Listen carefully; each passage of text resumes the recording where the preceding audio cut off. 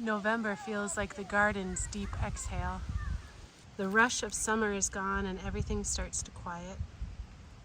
This is the month for slowing down, for protecting what we've grown, and preparing the soil for rest. So today I'm going to show you the simple tasks I do in my Zone 6B garden and food forest in order to get the soil and the gardens ready for winter. Before I pick up a rake or a shovel, I like to just walk around my gardens, especially at the beginning of every month when I see what needs to be done and what my tasks need to be. And in November, that seems the most important to me. It seems one of the most pivotal things that I could possibly do. As I see things as they are coming to an end, like my watermelon, who knows if it ripened in time, but I need to gather the things that I need, gather the things that are ready, and put to rest the things that are ready to go to bed for the winter. This is the time when I'm making plans for next year, when I decide what's going to be too much, what's going to be enough, where things are going to go, and just begin my dreaming process. And so in order to do that, I have to take stock of everything that I've witnessed this year.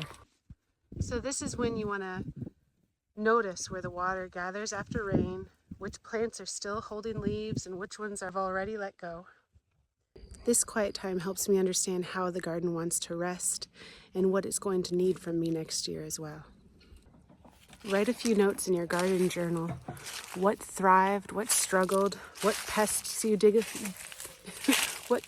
you struggled with this year. All the notes and remembrances that you have that you write down this year are going to help be your roadmap for next year. If you only do one thing this year, save your leaves. It's one of the richest gifts that nature gives us. It's free compost and mulch and nutrients for your soil.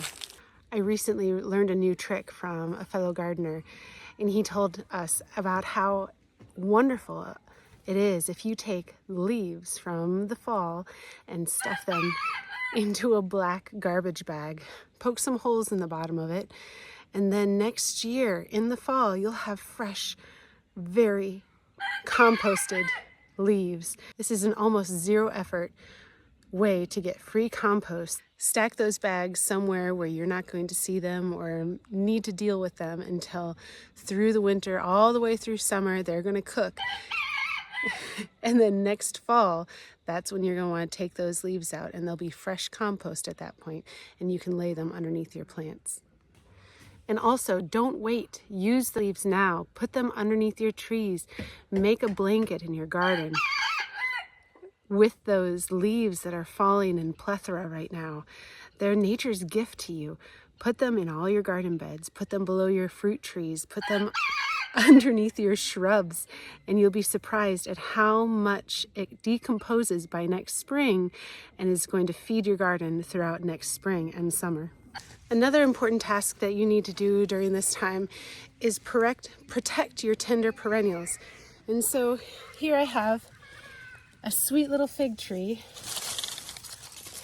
that is so new that it won't do well in my zone if I don't protect this. It will die all the way back down to the roots, and I'll have to start all over again next year. So my trick to this is I put my little protective fence around it, and then I fill it with leaves, making sure to really get around the base. I bundle up the leaves very densely, and then I pull back the leaves, the green leaves of my fig, and I stuff the dense leaves around them. And this creates a blanket, a barrier, and a protective shield against frosts and anything that might cause it to die all the way back.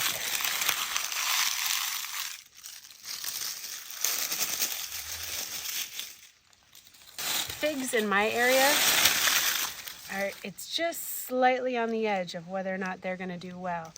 And so if I don't protect them, there's a very good chance that they will die all the way back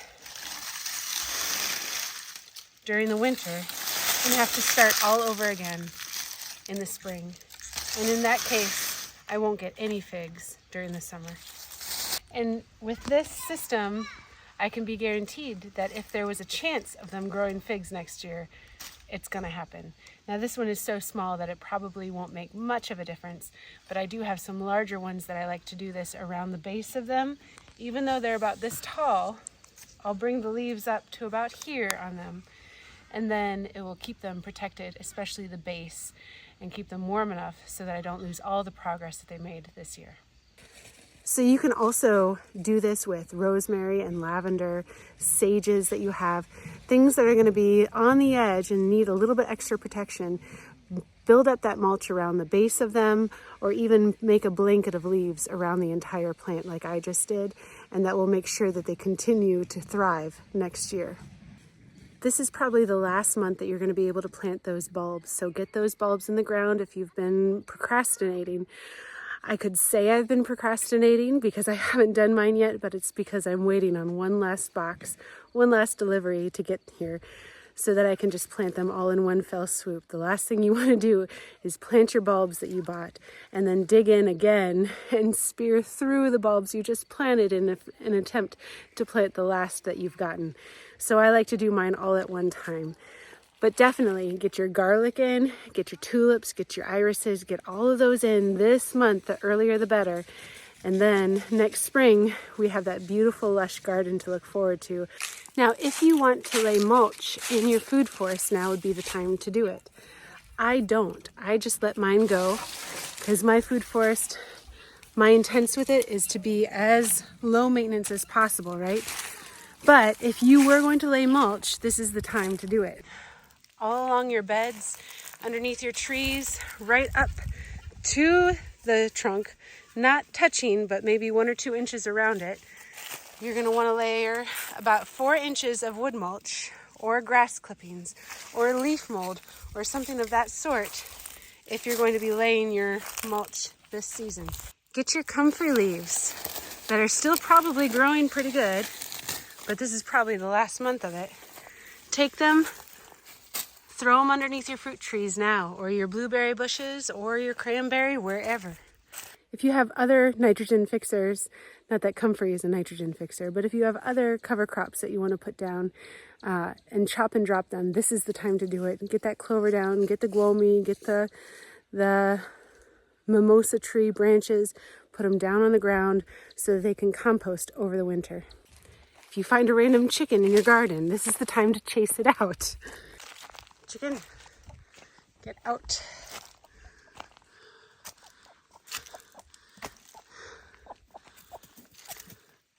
Go.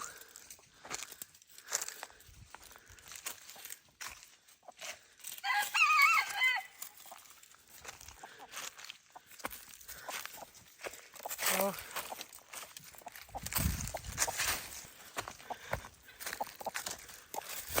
No!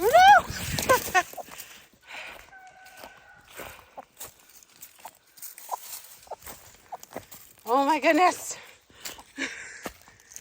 Crystal, you're not helping. Isn't this where we started?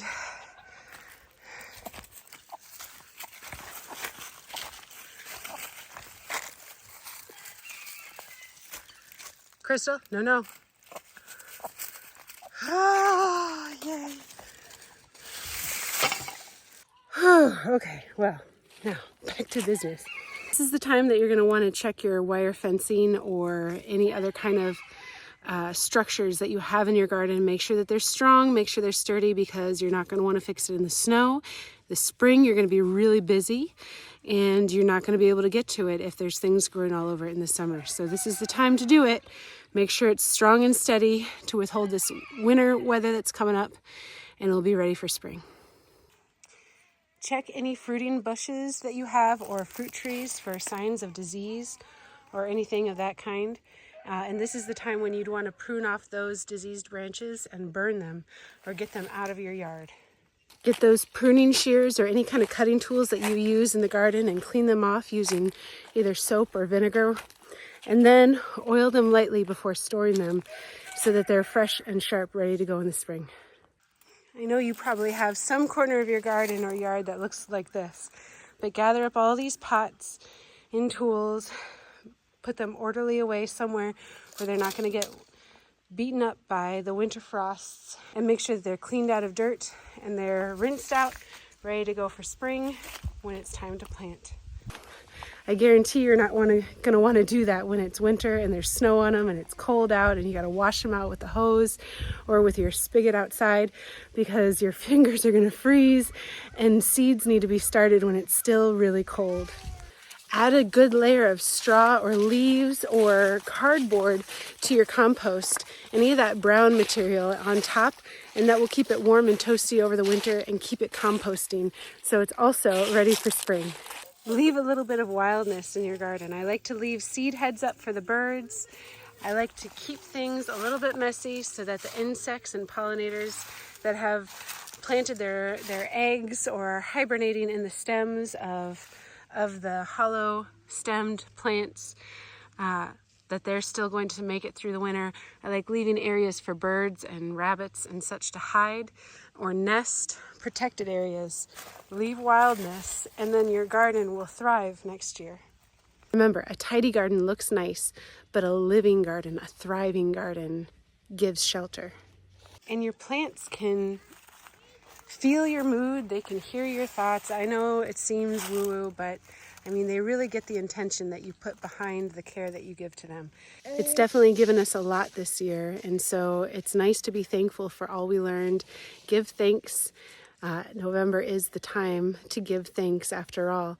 And then also make sure that you give a prayer for next year, and that as the soil is resting and all the roots are growing and expanding and getting ready for next year, that God is getting ready to bless next year's abundance greatly.